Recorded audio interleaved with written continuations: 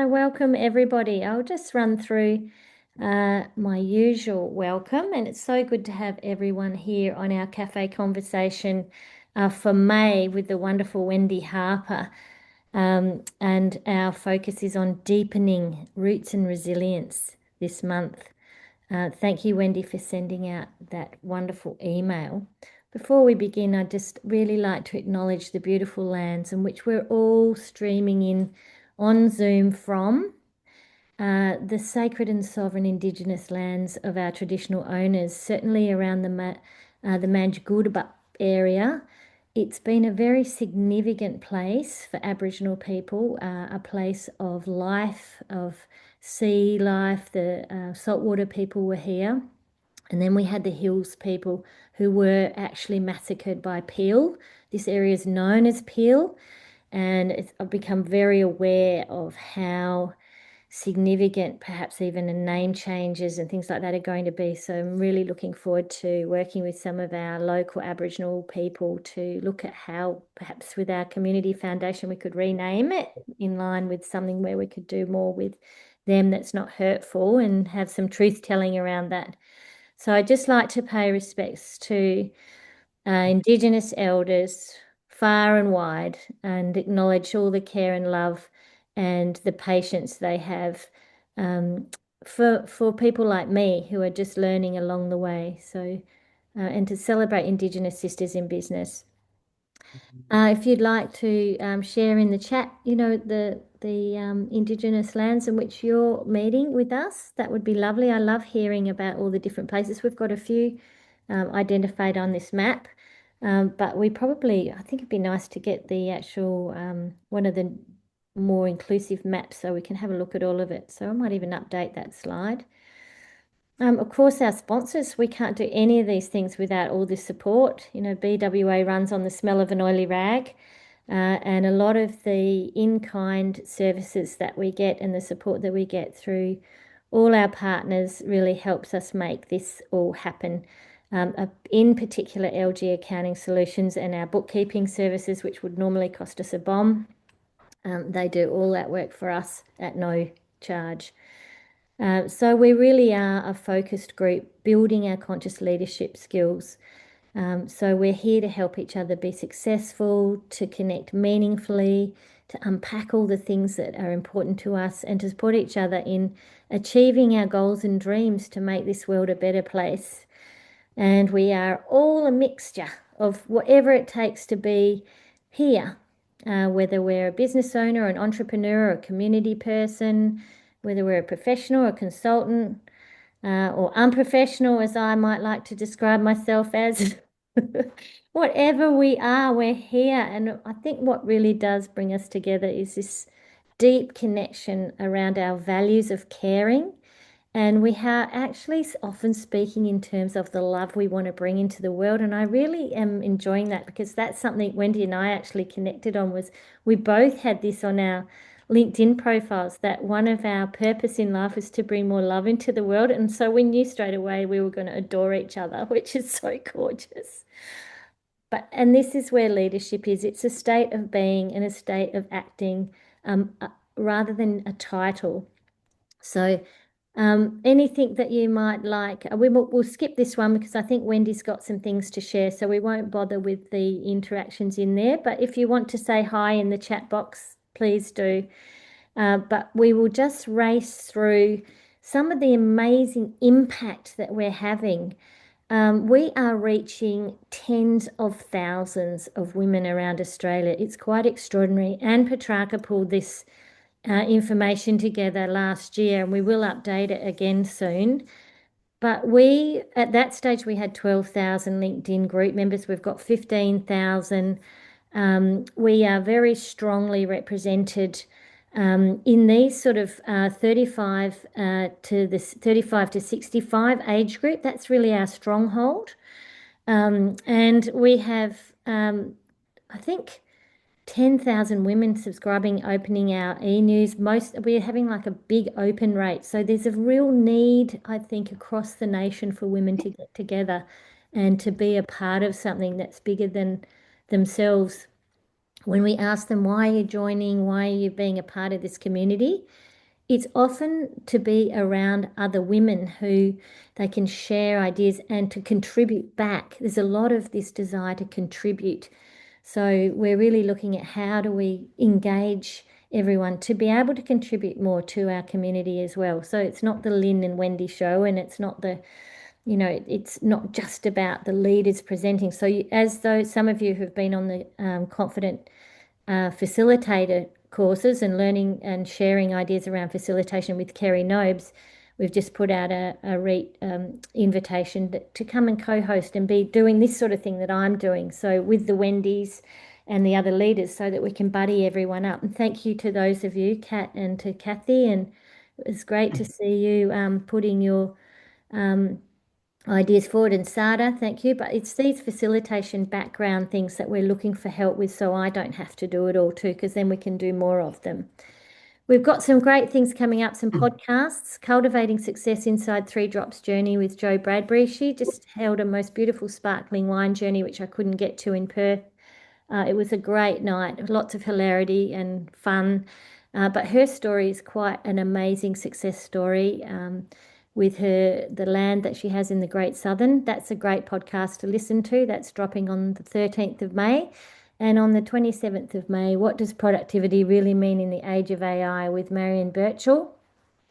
And I think later today I've got a podcast, I think, with Medi Green, which is going to be an interesting one. On the 7th of May, Perth Roundtable. This is actually fully booked. It's about private and family businesses, and Marie Gooch is facilitating that conversation. And there'll be a lot of sharing in that room. There's a lot of family dynamics that come up in family businesses. So we'll be holding space for some really deep conversations around that and what happens with family businesses. Sometimes there's some real challenges there. Lynn, I read that, sorry to interrupt, I read that report on what people are asking for, and that's exactly what they're asking for, that topic. It's amazing that we're addressing that. Yeah, yeah, and I think what we might do, because it's an area that Marie is very strong in, I might see if she'll be open to running a series on that too. So we're bringing more of that in and online as well. Our roundtable of aligning people, projects, and assets is being run with Erin Clark. Erin's just won a massive big contract with one of the major universities over here. It's a massive big transformation project. She's a pocket dynamo, that one. She is very much around the people aspect and bringing the right people together rather than embedding a frame of change. Hop onto that online roundtable. She's keen for other professionals. She wants to meet as many people in our community who have expertise. And that's on the 11th of May. I think that program's going to go a long way. And if you're looking for work in this area in transformation, jump onto that and get to know Erin. She's got her eyes and ears out. She's already brought a couple of women from the BWA community into her project team. And this is how we do things. We love bringing in our trusted experts from all around the nation. I know there's another corporation who's recently engaged a Businesswomen Australia HR expert for a change management project, and they found them through our community. So the world is watching this community. We might not necessarily be each other's market in the room right now, but everyone's coming and saying, who are these amazing female leaders and can we work with them? It's really great. Or women leaders, I should say. Okay, Perth Long Table Lunch, another one. Vida's got that one coming up on the 15th of May. We're really going to be discussing what it is to be a mindful leader and what that means to each of us, and practicing our communication skills, our conscious communication skills around that. In Adelaide, Vida's actually going to be there with Pui Ming, and there's a supper, and they're going to be having a courageous conversation around the power of presence. 20th of May back in the boardroom in Perth, and Melbourne has a lunch on the conscious leader with Vida. Again, another courageous conversation around the table. Brisbane's got a dinner on leading change in our lives. Helen and Tracy Cooper. And Western Sydney have got the ESG readiness reporting and opportunities, and Wendy's supporting Monica Lee in that. Ronnie Millard recently had a wonderful session, and this is what I loved about what Monica said, and she won't mind me sharing this because she's an accountant at BDO going up the ranks in her career. And the last one was on capital readiness. And we had the conscious communication parameters in the room as well. And she said it started to go all off track, and everyone's talking about all these deep things that are happening in their lives. And then she remembered Lynn did say that it's going to go off track. It's not going to be really about capital readiness. We'd talked enough about that, and I need to let this go because all the women need to talk about these things. This is what's important to them. And in her accounting mind, she's saying this is okay.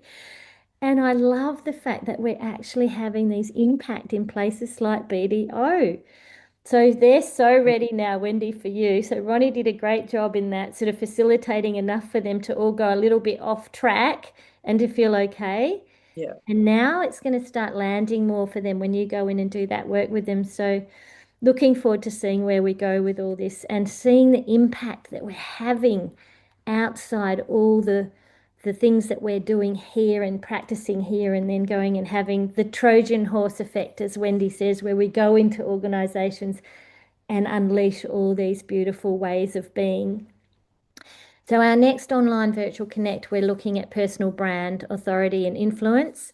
And I'm looking forward to seeing everyone online there on the 28th of May. And again, we'll be using our conversation parameters. So, there's knowledge and peer support in the room. There's a few places left on the leadership retreat in South Australia. I think there's 2 places left. Please, if you are keen, let me know. And I'm very happy. If you've got an issue with the price of it, we can work something out. There's payment plans, all sorts of ways we can get you in the room. And of course, in Bali, in later in the year in October, plenty of spots for that one. So love to see you on our leadership retreats where we really do practice a lot of our conscious leadership development skills, a lot of self-awareness, a lot of sitting with self and understanding self. And that time out is so important. Our next cafe conversation is the 2nd of June, and Wendy no doubt will share a little bit more about that towards the end of this one today. But our season for that is the stillness, the persistence and internal light theme, which I'm really looking forward to. Just a reminder that everything that we're doing with Wendy's guidance, this has been such an extraordinary realization that all the decade of our evolution of what we've been doing has been working towards the understanding that we are so aligned with the inner development goals, these capacities, the inner capacities that we're building along being, thinking, relating, collaborating, and acting. So now, whenever we do and program any of our events, we look at how do we make sure that we're aligning and building the inner capacity piece in everything that we're doing, and attaching it to this, so that even in the way that we develop the program, there's the opportunity for that practice, that actual, rather than it being presentations or keynotes or this or that, it really is about that development of us as conscious leaders. So we're creating these meaningful connections. We're exploring ideas and challenges, opportunities, sharing insights, uncovering ways we can collaborate with each other, walking away with friendships and pathways, but growing as a community of conscious leaders. And if I can just remind everyone, our parameters of discussion: be here and now, grounded, open, and present. And Wendy will help us with that, with the grounding. Respecting each other's reality. We're all different. None of us are like-minded. We all come with our own backgrounds, our own cultures, our own experiences. Every perspective is valid. Practice radical listening. First seek to understand, then to be understood. Holding space. Sometimes the awareness comes in the quietness and the stillness of not speaking. And speaking in I language, sharing from lived experience as much as we can, talking in the I feel, I think, I've had, I realized, I am feeling. What that's going to do is lean into the authenticity and the boldness of unraveling where I'm at right here and right now and what I need to do. And really, my truth and I don't need fixing, but I'm actually going to spend this time to really develop a deeper awareness of myself. So over to you, Wendy. I'm absolutely delighted and honoured to be welcoming you today. I'm really looking forward to this cafe conversation. I haven't had the chance to tell you all the shit that's been going down in my life, but I've been watching what's been going on in yours, and it's been extraordinary what you've achieved. It's been quite amazing. Thanks, Lynn. Thank you. And hi everyone. And I just would yeah, I would just like to start by just understanding, did everybody have a chance to receive and read the email that came through? I'm trying to see everyone. Probably not. What was the title, Wendy? What was the title of the email? Yeah. Underground. Mm. No, I don't think I got it. No, I wish I had, but I've had my head in boxes, unfortunately. Well, let's see if we can get it out of that box there, Robin. Yes, indeed. Good idea. So, for those of us, it doesn't matter. It was just really about a prompt, and I've put in the chat here, like for those who did a little bit of pruning last month, because you remember, like last month we related to the Australian red cedar as our red gold moment of like letting go of redundant relationships, habits, and beliefs to create some new space for new resources to flow in. And so, given there's a small it's a small group here today, then we probably have time, like for those who did a little pruning, like what shifted in the space you opened, and really it's a quick round of pass the ball, um, to for anything you'd like to offer up. And is there anyone who did any letting go? I did, can I just say? Yes. It did take a bang on the wall falling down my stairs, but I'm actually feeling, and I practiced it today even, I'm letting go to jumping in and being solving my son's problems. I had that realization in the last one, and I've been putting it up there, and I am absolutely, I get a bit, I actually got my physical being was shaking while I was putting down the parameters of what I've agreed to help him with and what I haven't today when he was trying to draw me back into this thing that I know he does so well. And I did it. So can I just say thank you because I was channeling that letting go. And the autumn leaves, I was thinking of the autumn leaves. I'm the tree, the leaves. It was a great analogy. So thank you. Yeah. Thanks, Lynn. Did anyone else have something that they consciously, because this is part of like the value of the sessions is to be able to like have the stimulus in the sessions and then just go and experiment out in the field of our lives to see, out of that intentionality, what might come back in, and being able to share those stories together is something that encourages everyone to like do a little bit more of it next time.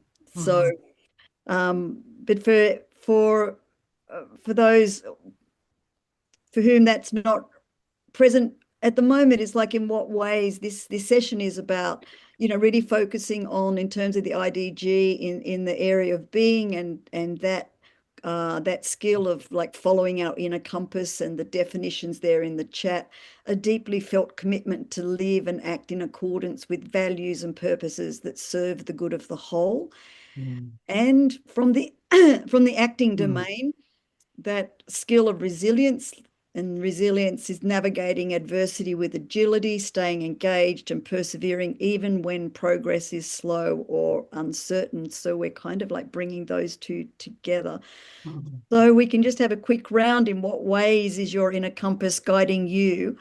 How are you experiencing that, like to develop the deep resilience that sustains you? Mm. Sada, you have your hand up. Yes, and I'm sorry, I'm going to keep my camera Okay. It's a beautiful off because photo of it you, rings. Sada. So it's better than I look today, that's for sure. Yeah, look, I'm sort of being letting go and trying to control how things are going to go in terms of my business because it's a pretty wild world out there. And for a little while, got so down, I thought I was just going to give up. And then all of a sudden, when I just sort of let go and go, it's going to go a lot slower than I was expecting. I've had some amazing wins.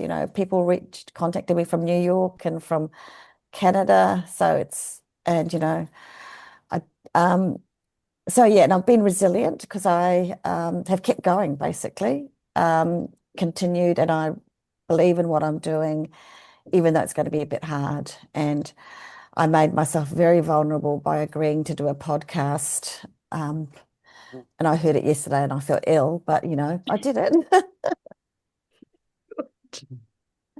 And it's gone out to people I've never met before all over America. So Yeah. it's bizarre. Oh, that's beautiful. Thank you. Would someone else like to jump in? I could say, I guess since I've moved here alone, I'm on my own now. So it's been a big change in my life. And so I'm waking up, believe it or not, when the sun comes up over that water, and I'm doing some affirmations. So I'm kind of working through, I suppose it's just getting the confidence back, and feeling like I'm big enough or enough, if you like. I'm applying for jobs because I'd like to get a full-time job now. I think it's just got a bit harder to get the continuity with consulting. It's a little bit mixed, I think, at the moment for me. It's probably I need to reach out to my LinkedIn network a lot more, actually. I really do. But I think affirmations, I've felt a bit more peace within myself by repeating some of these things and just changing the way I start the day, really. Mm, Thank you. mm. Anyone else like to jump in? Yeah, Kat? So something I'm trying to work on letting go of, it's really challenging, is my reaction to the global events and how that impacts, well, obviously the lives of my customers, but everybody in the world. And I can't help but feel distressed at the moment. And yeah, it's really challenging. It's really actually added to my whole stress levels, what's going on. And so somehow I need to be able to drop that ownership of it and still exist as me, but recognize, acknowledge that that pain exists for people around me. Mm. Thank you. Um, uh, yeah, I'm just going to let that one sit, Kat. I know it's big, yeah. I because I think it's something that's there for all of us in terms of social grief. Yeah. Mm. And if you remind me at the end, there's something, if we have time, I'll add. Okay, If lovely. you'd Thank like to you. remind me. Okay. All right. So just a little bit of about today, and just along the lines of like the earth is continuing to cool, and our focus can shift to what happens beneath the surface. And if it didn't come across in the email, you didn't see it, well, I'm actually very, very fond of the underground level of life, and that which we don't necessarily visually see, but we sense with our inner vision. And so this this period in life, in terms of our country, and especially in our context, because like unlike the global north that has deciduous trees and it becomes obvious like what nature is doing during that time, it's like, well, what happens here in Australia, because we don't have deciduous trees as the bulk of our flora. So when we're looking at this time and how nature works here in Australia, it's time for underground consolidation rather than sleep. So today we're going to venture into more of the underworld, where the shadows cease to exist. Shadows can only exist where there's light. And so in that deep dive into our own inner underworld, it's a place where we can relax into and set the scene for more deeper regeneration, and to strengthen our systemic levels of power and the underground networks that strengthen our roots in preparation for new growth. So that's kind of like setting the scene of like what these months mean to me, and as the earth cools, and how I relate to this particular season. Mm. So what happens in our forests here in Australia is that the trees and flora continue to synthesize energy, from the sun all year round. But where they put that energy and usually in winter, that's generally speaking has been the wetter months. And what they do is they put that energy into their underground, building up their root systems. So less growth on the upper levels or the outer world levels, but really developing those deep roots in the earth, and the metabolic pathways and connections with mycelia that deliver those nutrients up. And I think it's the way that all works. Have you heard the phrase of the what is it? The web, sorry, the forest web, the web of Oh, life. yeah. What's that one called? The wood wide web. That's it. The wood wide web. And so all of that development is happening like underground and below the ground, and preparing those plants and that flora for their spring flush through the strengthening of those root systems and nutrient pathways underground. So this is like a period of like underground consolidation, and it provides a kind of place-based mirror for ourselves too, into our own inner compass, and to look at that connected and communicative knowing that we all have inside of us, so that strengthens our systems, and that strengthens our systems in real time with the impact delivery. And what I mean by impact delivery is whatever is important to you in your life. So we can use this time in a sense, in the different, I guess we're, quite odd here compared to the rest of the world in terms of not having deciduous forests, is that here we are continuing to synthesize and renewing at the same time as we're taking action. And that quality and ability is, without tapping into that consciously, is where we can also be setting up patterns for burnout if we're not aware of this capacity that we have to kind of build in and restore and re-nourish our deep inner power and batteries, if you like, while we're taking the action. So when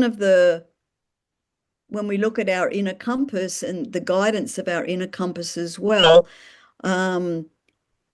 if we're burning up a lot of energy, not being quite sure of the direction we're heading and why, then we're going to be burning up more resources than we need to do, than if we're actually connected more deeply with our inner compass and our inner guidance system. That's where our pure intrinsic motivation is, and that's where we get the most amount of flow in terms of the actions that we're taking in line with our goals and our sense of purpose. So there's just a little question I just want to put in the chat now, and I think because the room size, again, we can just kind of go around together. I think if we kick off with someone to start with, the question is like just to share, like, how do you experience your inner compass? How do you relate to that? How does that happen for you? And I'm going to throw to Lynn for you to start, and then if you pass the ball to someone else, and that way we'll go around the circle together. Before we jump into that, Wendy, I just feel like we need a grounding. Yep. Little grounding. Did anyone else want to volunteer to do a grounding for us or with us? I'm happy to Okay, do I one. just a little mini grounding. I just feeling this energy needs to come into. It was the next thing we're doing. Is it? Yeah. Okay. Yeah. Okay. Would you So mind we can do it swapping it first. around, because I'm just feeling like I'm Let's do it. like I'm struggling with the analogies, and I'm struggling with it because it's all very different language. Like I found myself looking up the wood like what is the wood? I didn't even know about that. So I'm feeling like I'm in my head instead of being present. I don't know. Does anyone else feel that? Are you okay if we flip it? I'm happy to flip. Let's flip. Happy to flip. I did know what she was talking about, and because I've been thinking about that as well, actually. So there's been some, in a slightly different way, there's been some news reports about how summer is being extended. And I had a joke or conversation with a client who's an ACT, and I said, "Oh, we don't have autumn in Perth. We just go straight from summer to winter." Yeah. And so that's kind of what you're talking about, really. That I said, we don't have trees that lose their leaves, or my partner told me that when I was having that conversation, but she did show me some beautiful images of the trees that they have in the ACT, so a lot more English trees over there. And we have a lot more natives here, and they just don't really go brown and orange, and yeah. So let's flip it, and let's land and merge. Mm. And thank you, Lynn, for providing that prompt for what you needed, and I love it. So I really invite anyone else along the way, if that's something like that, it comes up for you, because sometimes like the flow needs to shift. So I'm very, very happy to respond. So just feeling yourself now, just connected to where you're sitting, just feeling your body and taking a breath.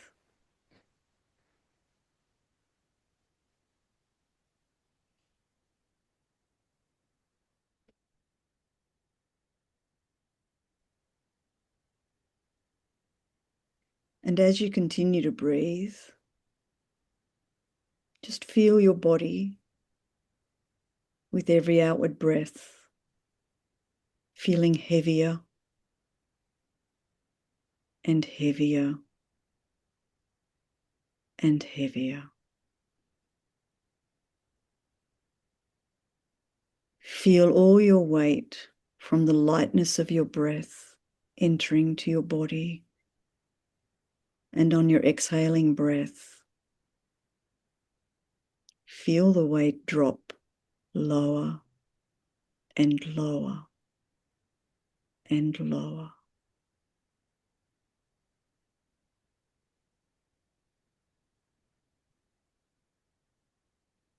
And as you feel the weight of your body and being become heavier and heavier, imagine that connection merging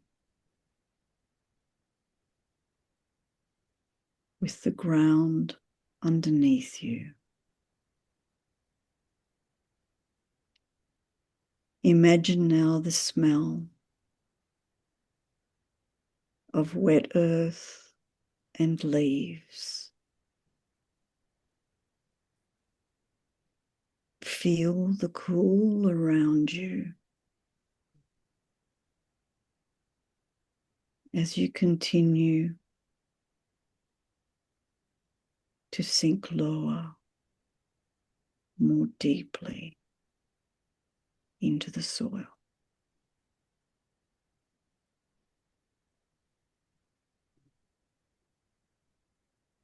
Feel yourself relaxing.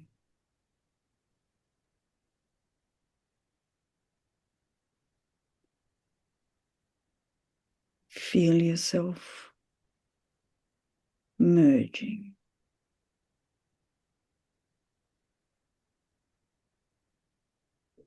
Cocooned and safe in the soil of your being.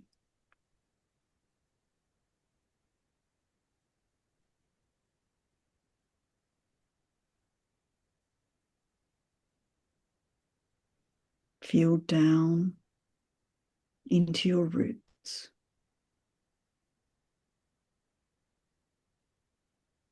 And breathe into the connections of your fine root fibers.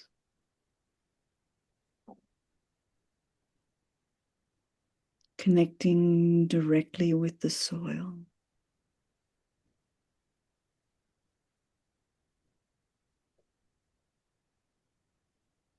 with the mycorrhiza,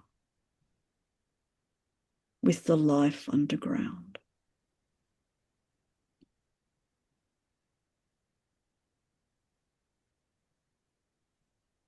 Feel the light of all of those electrical and chemical connections that feed and nourish you.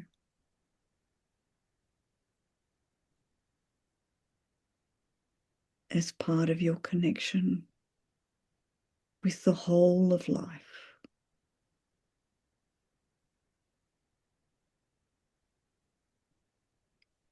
And that while you are deep underground, restoring your roots, knowing that your leaves above are charging your batteries, filling you with energy.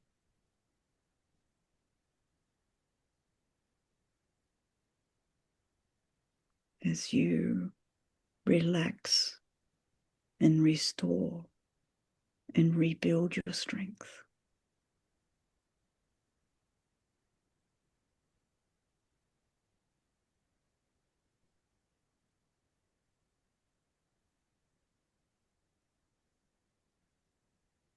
To have a sense that at any time you can let your body go. Feel that heaviness. Return to your roots.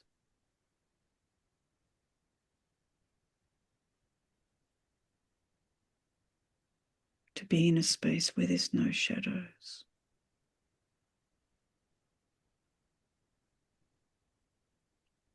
Where you can feel safe.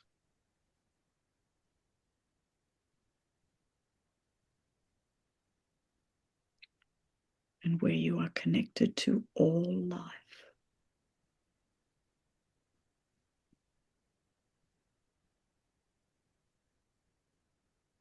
And as you take a big, deep breath in, knowing that you have walked a path, laid a trail inside your mind,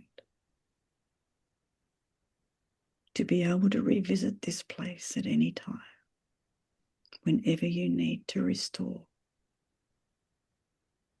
regenerate.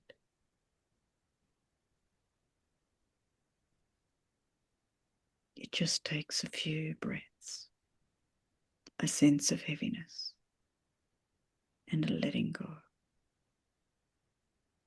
To be safe in the soil of your own soul.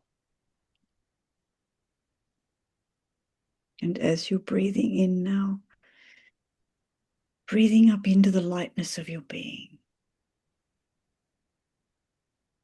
Feel yourself with every breath becoming lighter. The light in your mind, like the sunshine of the day.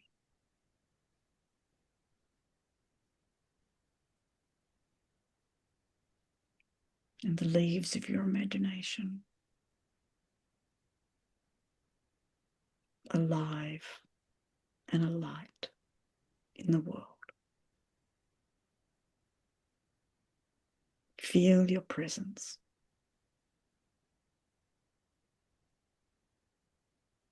Feel the feeling. And breathe into that feeling with love for yourself.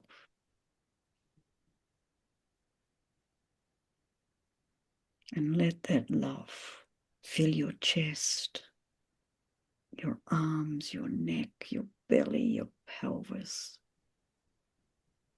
your legs all the way down to the tips of your toes and right back up into your arms, forearms and little fingers. Breathe that feeling into your face.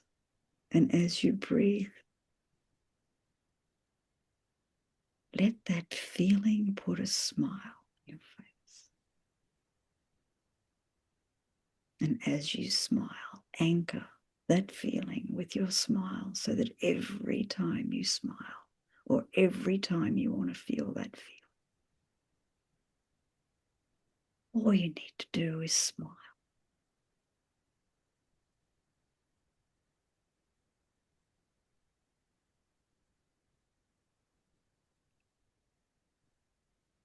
And let that smile sink in.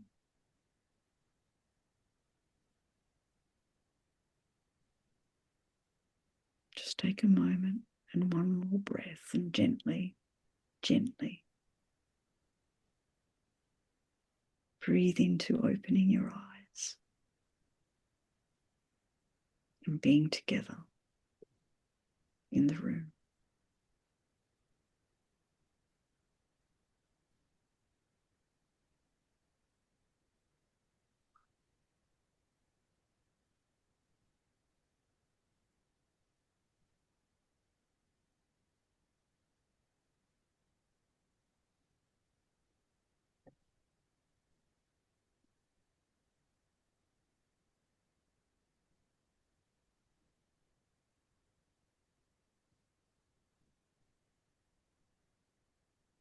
I don't know about anybody else, but I feel like we could all just snuggle up like, I don't know, little creatures that live underground and just all curl up together and have a sleep. I think so. Yes, Thank you very much, Wendy, for that. that's good. I needed that. That's brought me back. I was so in my head. Yeah. Yeah. Well, thank you for like bringing it up. Was the next thing, and I'm already planning, Lynn, now what I can actually plant on the balcony. Beautiful. I think I need to put some roots down out there so I can Beautiful. see something growing. yeah, yeah. Yes. Okay. So is it okay then that we move on to that question now? It's like, Lynn, and if you would like to kick off, it's we all have our own way, and sometimes sharing our way helps illuminate more detail of our own ways. And so this is why I think in terms of this area where we are using the seeing of our inner knowing, it's not what we see on the surface, but it's what we sense and that inner sight, that insight within ourselves. So then how do you experience your inner compass? How does that work for you? Yeah, that's a very, very deep question to ask without any real thought. So I'm going to just talk from the heart, what comes out, because I know a lot of what I do is in my head, but my deepest experience of my inner compass is what happens in my body and in my sense of my gut, when things aren't aligned with my deepest sense of purpose. I intuitively feel it. I can feel it in my body. And if I'm really, really busy and not taking notice of what's going on with my heart and my gut, and I'm pushing on with my head to become, so focused on the outcome, I know that's when things unravel and don't work out. So for me to really be true to allowing my inner compass to work, I have to have some quiet time always in my day, structured into my day. My beginning, I start my day slowly for me. That is a walk, it's a cup of tea. I don't rush, I can't rush out of bed. I don't want to look at my phone until a certain time. I've blocked out certain times in my morning. I don't have meetings before 9:30. All these sorts of things I've structured to allow my inner compass to function the best it can and to have breaks during the day, and ideally to have that phone and everything off by dinner time. Mm. So I'm not saying that I've got it right yet. It's still a push-pull thing, but I know if I don't allow the quiet times and the times to read and the times to meditate and the times to do my gentle exercise. I don't do gym work. I probably, there are things I'd like to build up around that now my foot's better.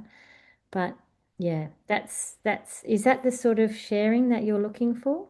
Absolutely. There's no right answer on this one. It's Yeah. just what it's so great. Like What's every coming up for me? yeah, thank you. Who would you like to pass to? I'll pass over to Kathy. I'm looking forward to hearing from Kathy today. Clean. Optimum for me is when I do my yoga. I don't do it as much, but every time I do yoga, and yoga nidra for me is amazing in terms of accessing that inner compass on a day-to-day basis or weekly basis when I don't give myself that. It's in the stillness of my mind. So the tuning out of everything, even at my desk, and just sitting down, especially if things come up and I see myself reacting, I'm like, oh, well, close your eyes. What's going on here? Where is that? And it's tapping into, where am I feeling it? Is it the chest? Is it the hands? For me, the hands, they tingle. And when I really go into it, I find that they're actually wanting this. So it's my amygdala going, let's fight, which is really interesting. And then I'm not always successful at it, but inviting myself to feel it. So feel it, because from practice, the feeling it is what makes it go away for me. Mm. And so then it invites that inner compass going, well, here we are. How do we do this? And when I don't do that, my body is very effective of debilitating me.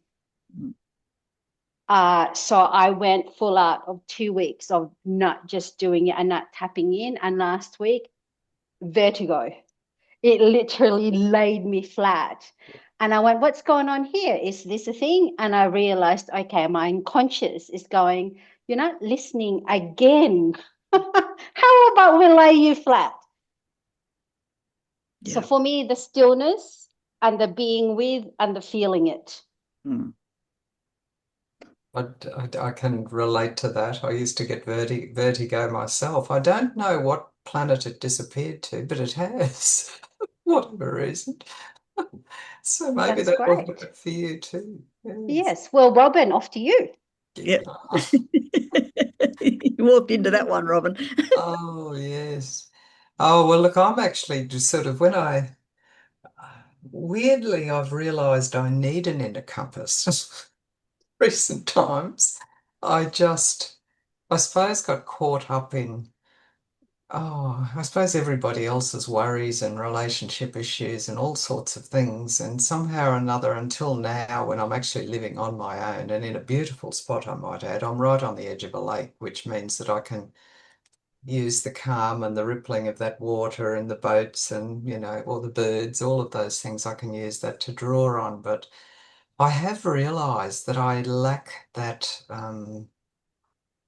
I'm drawing on fragments versus a whole, and I have to rethink.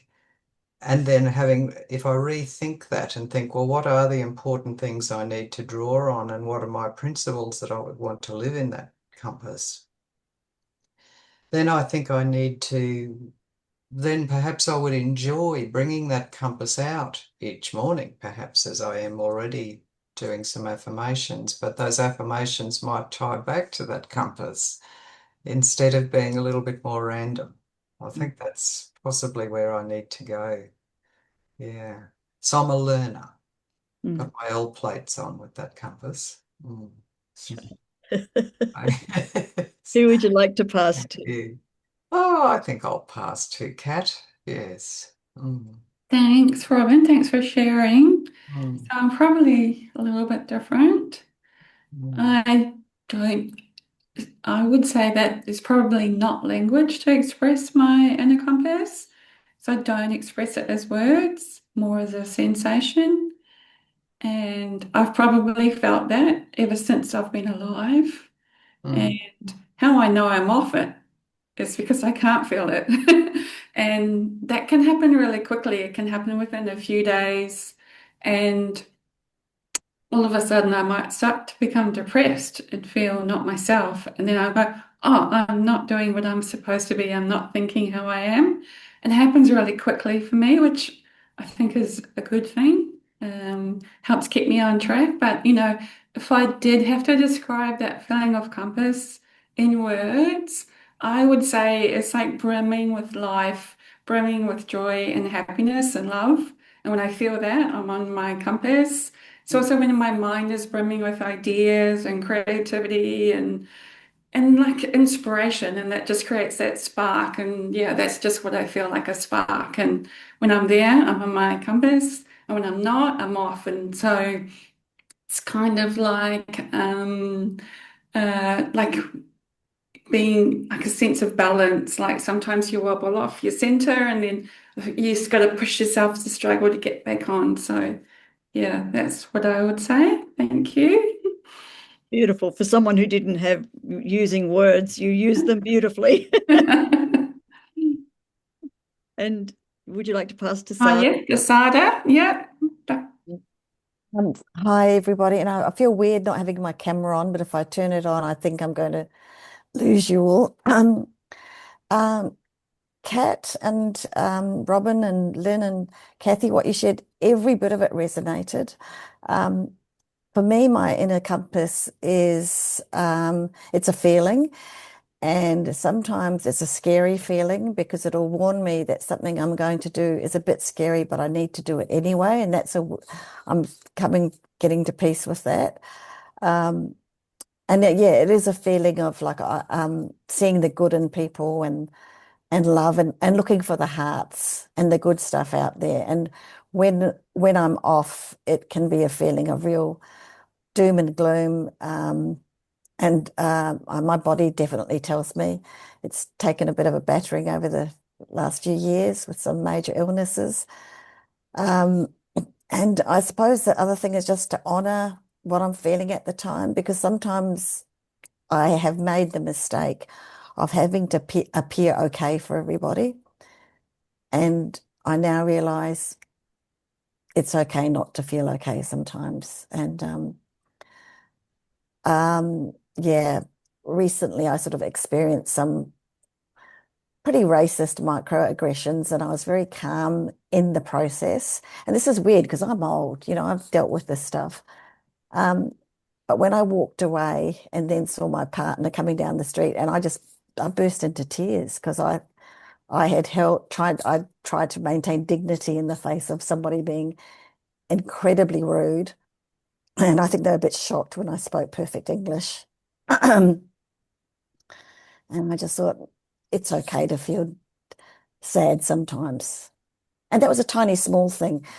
And I was waking up and seeing the news and just feeling, oh my goodness, the world's going to hell in a handbasket. And then I was speaking with some of my younger friends who were really depressed. And I thought, they're telling me this for a reason. And I said, you have the right to feel joy. You're allowed to feel happy, even when the world looks, not good. And in fact, it's really important that you young people feel joy. And one person shared with me how they don't want to have kids because they think the world is such a mess. And I said, please, please, we need people like you to have kids.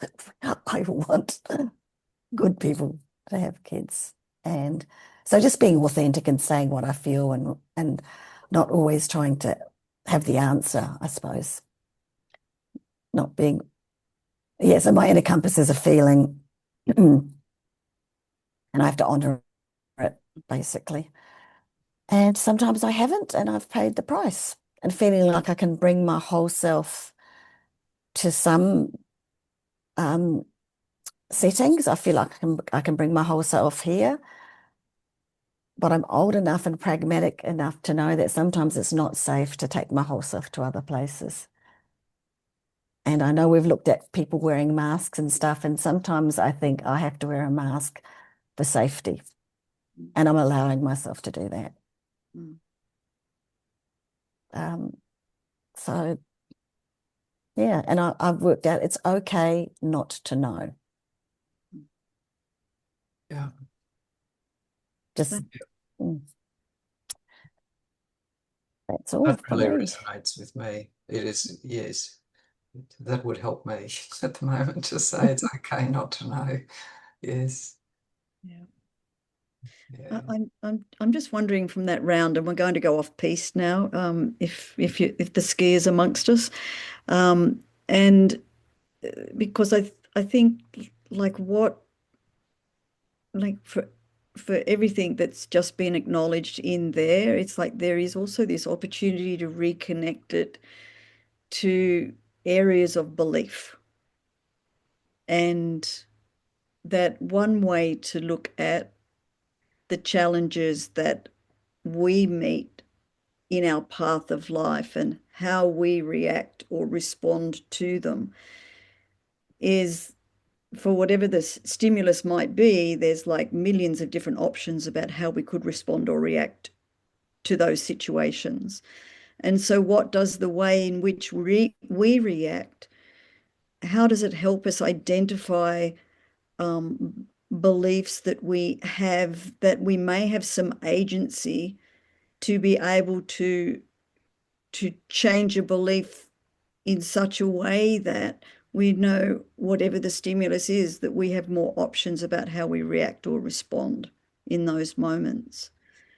And so when we look at patterns is another way of saying that, like, where do these patterns keep reoccurring for us? And so out of the, like, the current word for that sense or feeling that we have, and you were saying, Kat, when it's not there, when you're not feeling that joy, is a feeling that you notice. And so that feeling, the name for that is cognitive dissonance. So when we're feeling that cognitive dissonance, it's like a guiding missile to like a place in our bodies, that the way I look at that is sending us a message. And if we're able to get that message, then not only is the message, but the value also of, like, well, what is the value of that message? What is the, if we could translate that into, oh, this feeling I'm having is identifying a belief that I currently hold. So, Kat, you could maybe go on a bit of experiment with me here with that clear-cut example. When you're not feeling those feelings of joy and lightness and creative and sizzle, when you feel that discomfort of it not being there, what insight do you have about that gets you to be able to do the switch? And Kathy, you also mentioned something along these lines as well, because there's another piece that can be articulated in that equation, is like, what is the thing that makes the difference in terms of that shift coming in how we then feel differently? So we can tease that apart a little bit more, I'm hoping. Okay. So for me, a lot of it is because of just being really aware of my body, and just something that's always been there for me, that, and feeling awareness of not feeling that feeling comes really quickly. An example of when it might come is, so we in terms of the story level, we're not looking for the story okay, level. yeah, We're looking for the mechanics here. So the first step is that you acknowledge, you become aware of the feeling, yeah, not being there. yeah, And so in that acknowledgement, what what is it that goes on inside your head? What happens in that moment? Okay, what do I need to do right now to get back to there? That feeling. So that's like it opens up the space for you to make a different choice. Correct. Yeah. And then in you making that different choice, then what do you do with that choice? Oh, so I might run through different choices Yeah. and work out which is going to be the best for me now, really. Yeah. Yeah. So then do you act on that choice? Yeah, absolutely. Yeah, because you want the feeling back. Exactly. So that is the sweetest, most generic and core strategy. You can apply and repeat that like a Mandelbrot set through, wash that through the whole of your life in any situation you're in, is that it starts with first the acknowledgement of what's going on. Now, in that acknowledgement, it opens up the space for a new choice to happen and then be able to act on that choice for a new option. And so in there, is there a belief that you can identify, Kat, going on that is a recurring theme in your life when you find yourself in that place again of having to re-choose? Or Kathy, you might prime in on this one. You Sure. might have an example like of L- what is. Loads of examples. Yeah, please So take it in away. terms of the belief that would come up, so for a particular situation that I've walked through, it's a belief that has been there, say, for 33 years that I haven't been aware of, that I've worked through. So it would be that, just as an example, if I feel the particular situation has made me feel like I've been put down, or someone has said or criticized me to a point where I'm like, it's putting me down. So the stories that I held about that, what this person is saying, I am not worthy and I am not enough. That's the narrative. So that's the ongoing beliefs, right? Yeah. And so for me in the work, what is happening? Why the pain? Where is the pain? And in the past, it's been trying to quash it. I don't want it. I don't want it. So then it goes to, this is the belief, to your words, what are the choices? Before I get to the choice is actually, what do I need to soothe myself? And that may be crying or hugging myself. And for me, it was the inner child work. I had learned to tell my child, I am 5-year-old at the moment. Thank you, 5-year-old. This is our default. I am here, the capable, grounded adult person. I'll take care of this. It took me a very long time to make the 5-year-old believe. Wouldn't believe it, would not leave, kept driving the bus, so to speak. And yes, so, but once I give myself that, then I can, for me, settle the charges. And then the choices. How do we want to approach this, knowing for this very moment, this is about the long-held belief. Where do we go from here? Do we yell back at the client? Because that would be good. Do we actually act superior? Do I act superior and go, I know better than you? And then, yes, there are very many varied choices. And then tap into, what do I actually want from here and how do we move forward? And what I'm wondering in there as well is that what has been the value of that belief for you? What has been the payoff? The payoff of holding onto the belief, loads. Spiritually, when I have had the chip on my shoulder, I suppose we could call that, I have been so determined to prove to the world and to myself, I am worthy. And so now the next question is, and what's the purpose of that for you? The purpose is for me to find myself, to And what know I am this I'm going to as I play a game. am. I'm going to play a game. And what's the purpose of that? And what is the purpose of that? To Yeah. serve others. So And, I can work on myself and to serve others and have a better world for all of us. And that is my purpose. and what's the purpose of that? Life, love. Love.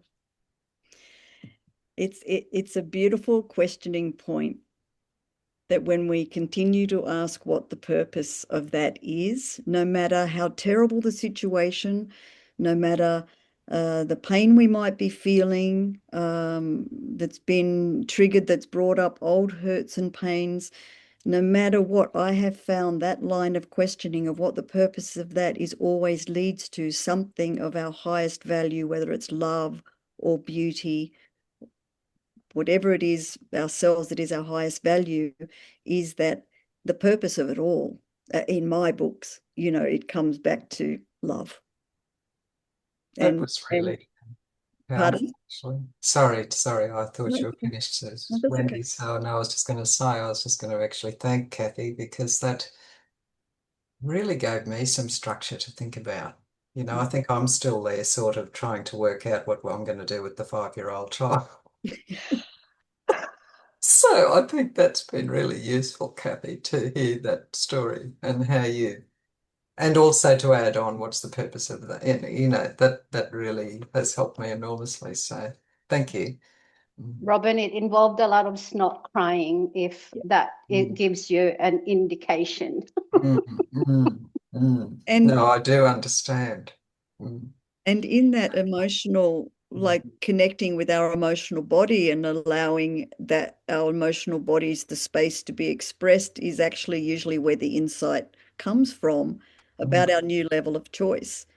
It's through the opening up of those feelings, and looking for the value and the treasure and mm, the payoff of having had these beliefs that seemingly cause us so much pain, but on the other hand, provide us with so much motivation to love ourselves ultimately for all of who we truly are.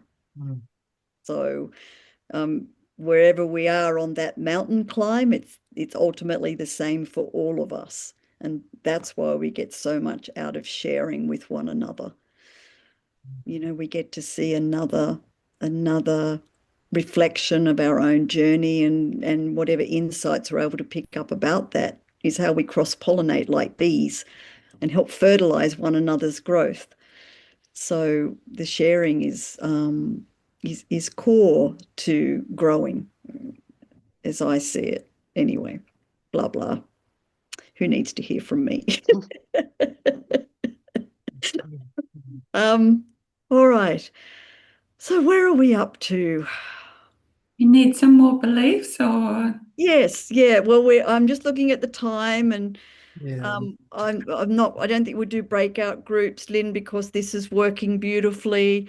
Um, and yeah, so please So we've got jump in. 15 minutes and we're wrapping up. Yeah, All right. please jump in. I really appreciated the that, and thank you, Kathy and Kat, for playing with Wendy there, because for me what was coming up was, I was sort of thinking about how I have these emotional triggers and, or realities, not triggers, like they're I'm aware my compass is spinning, and I was thinking I love the inner compass analogy because mine when I'm out it's spinning around, like you see the compass is going crazy. That's what mine does, and it's like out of control. I'm out of my body. I'm out of my mind. It's all out of control. Um, and and I was listening to Kat, sharing about how being aware and taking that time and considering options and making a choice, and my choices are then what's going to serve me, what's going to serve those I care about. But what I loved about Wendy's deeper questioning of Kathy, it's like that can make me very much focused on my own little bubble, me and those around me that I care about, rather than thinking about my bigger purpose in life, my bigger purpose in the world, my bigger purpose outside the sort of space that I just find and gravitate myself, that draws me in. What is my purpose, that's bigger than where I am right now? And that's what's come up for me. So thank you so much, all of you ladies, for sharing everything that's been important to you and for your experiences, including yours, Sada, in terms of, what you're dealing with, because that really resonated as an example of why my purpose is bigger than my little tiny world that I have. So thank you. Thanks, Lynn. And then just as a thought in that as well is, how does the micro and the macro reflect the same things? Thematically, I think thematically they're all connected. So it's not just that it's not either or. That's all. What do you mean by that? Sorry. It's like when you were saying about your little world, Mm. and then the bigger story is that it's all part of one interconnected story. And the themes on the micro will connect also to the themes on the macro. So, and the big picture and the small picture are Not different. Yeah, they're aligned. Yeah. they have connections. And so whatever like I find for myself, just put it back to me, is I find the things that I'm working on in the micro in terms of close up, connected, immediate situations are the exercise ground for the big picture. So I'm developing my capacities through these exercises and lessons that I'm doing in order to be able to fulfill that bigger picture. So only that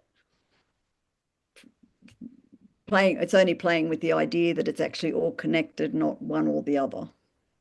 Might they be connected? Yeah. But it may not be what you meant either. So I'm sitting with that as well. Yeah.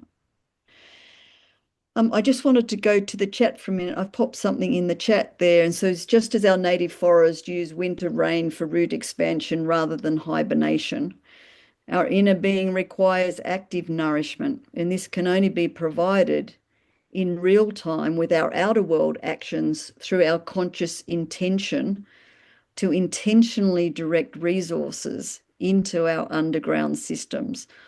So simplifying that is like, here we all are in real time with so much on our plates. How do we do that restorative, regenerative,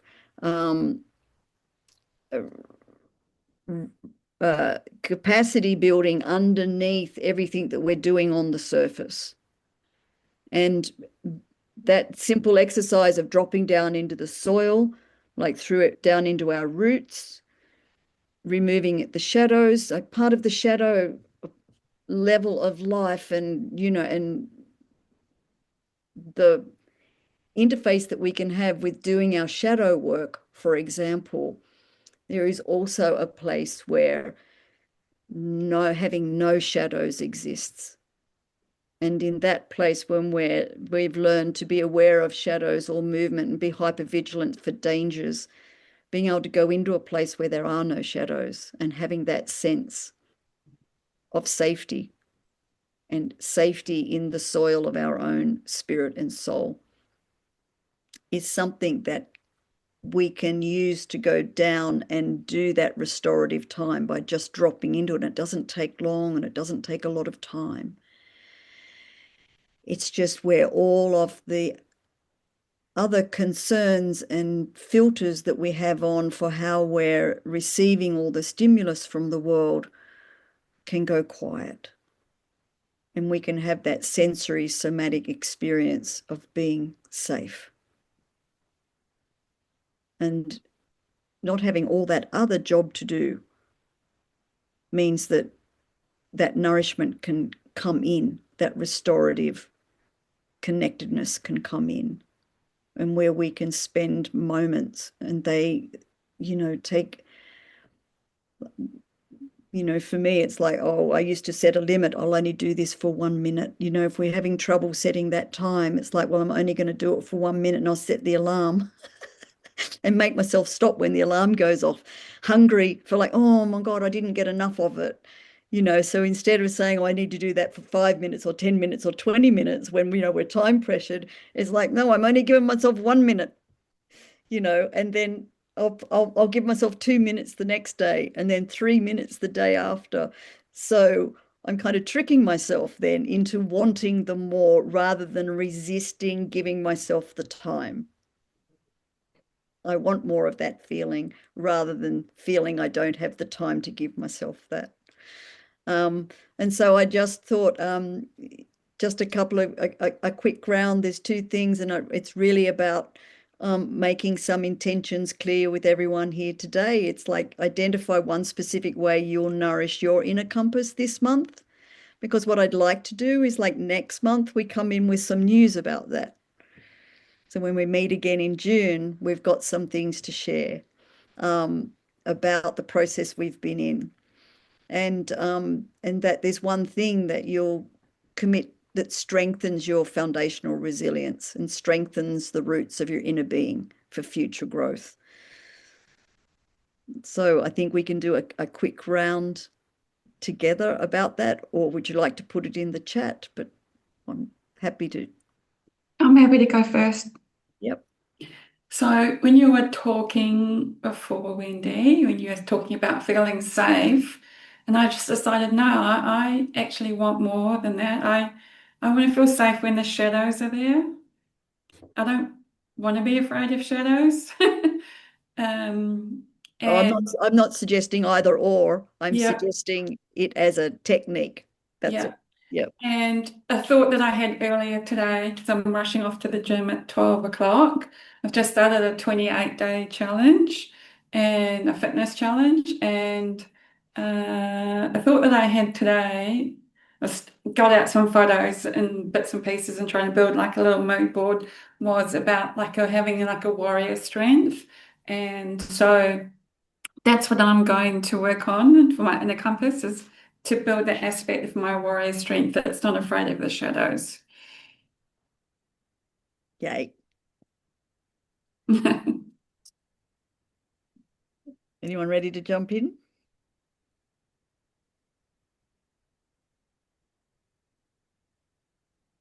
Meditation, 10 minutes guided meditation daily. Yes, I think mine is similar to Kathy, where I really have a program now, or like I've got the Calm app and I've got a few things, and I'm really sort of picking the pieces that I think fill up I suppose, the empty areas that I feel, or not so much the empty areas, but the feel areas which really, if I strengthen those, I'll be less emotional and therefore more able to take the next steps forward. I do want interviews for those applications I'm sending out, and I do want to arrive at those interviews with confidence and a belief in myself versus sometimes, and I don't know whether, it's that imposter thing a little bit, I think that's still hanging on for me. So I think I really good discussion today, can I say, Wendy? I'm almost getting a bit teary, but I thank you for today because it couldn't have been more timely for me because it's, yeah, just a time of big changes in my life. Yeah, so thank you. Sending love, Robin. Thank you. Sada has her hand up.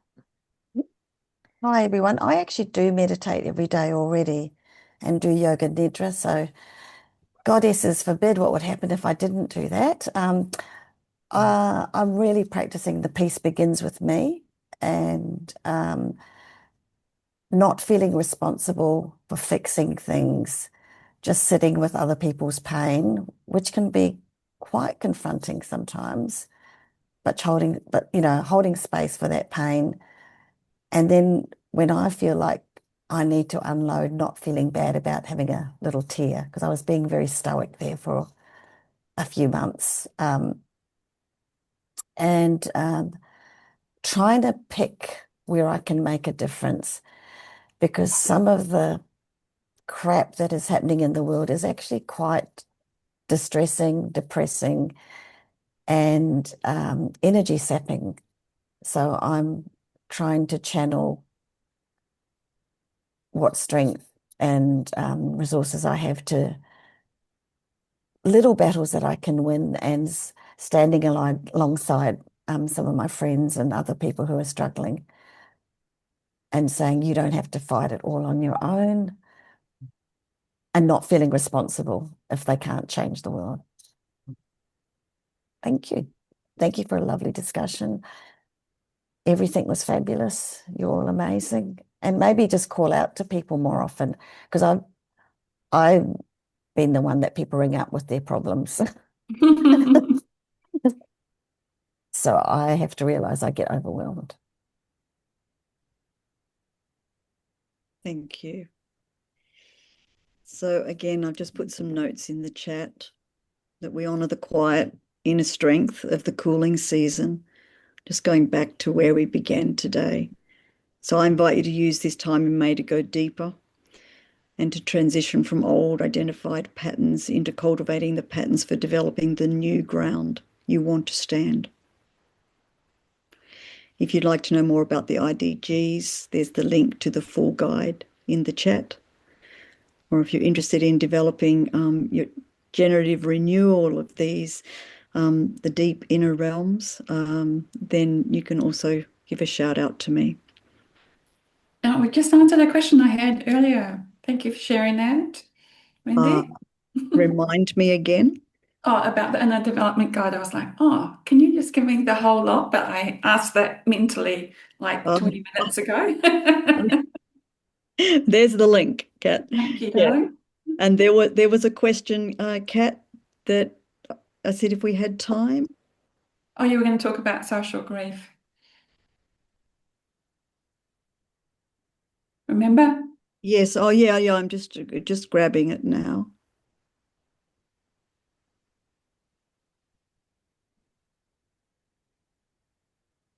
Lynn, you didn't say what you're going to do in the next month. I've written it down. I'm going to love and accept myself and my family for our imperfections. And I'm going to set up I've got a little booklet. I'm going to set it up by my bed, and I'm going to start writing some fun stories about the crazy things that we do in a way that's filled with love, joy, and lightness, and sort of record this in a way that reframes all the things that come up in a way that I can see the love and the light and the goodness of the imperfections of each of us and the way we are. Yay. That's so beautiful. Very beautiful. Yeah, no. Saying, I want a perfect family. I'm sick of living a series of the Peaky Blinders, which is what I was not that long ago. Yeah. Yeah, there was this wonderful little piece I was listening to, the other day, just about the families we're born into, and it was a piece about resilience. I guess it's really quite poignant for this discussion, and and and because I related to it so strongly, because I felt such an odd person in my own family origin story. Like, I literally used to look up at the sky as a kid going, like, can you come pick me up? You dropped me in the wrong place. and that for all of us who have had that experience, is again provides that stimulus to find our place in the world, and that all of that adversity, we can't build resilience without the adversity, without the challenge. And so, for those of us who have grown up in less than ideal circumstances, and then wondering like we were such, misfits in our own worlds and lives, it's actually has helped us generate so much resilience in the face of all those challenges, to find our way and our place in the world. and more of that lens, more of that way of like reframing our experience and our journey into this journey of love. Like, well, what's the purpose of that? And if it's all about love, then what is love for us? And how do we cultivate that garden in our lives through the actions we take, through the conversations we have, through the businesses that we build, through the impact that we have? And when it comes to social grief, one of the things that is most recognized as being an antidote for that social grief is the practice of giving.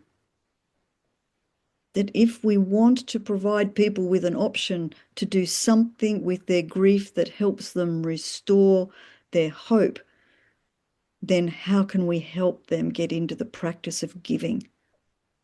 Giving to be making a difference. Because that is the medicine.